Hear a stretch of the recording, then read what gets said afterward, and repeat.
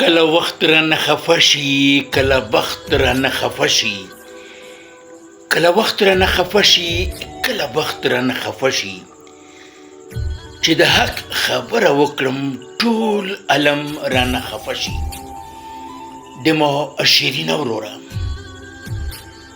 کله کله مو چې د چا خبره اورو نو په دې نیت یې نه اورو چې موږ د دې نه څه زده کړه وکړو، د دې نه به چې د ما په فایدې کې څه وي هغه ترېنه به راواخلو، بلکې په دې نیت یې اورو چې موږ دله د دې خبرې یو جواب ویرو.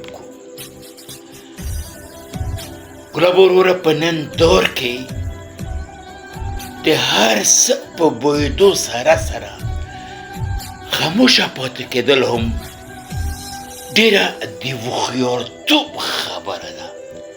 د خپل ځان خپل ساتو. ډېره ډېره مهرباني، خوشحال اوسو.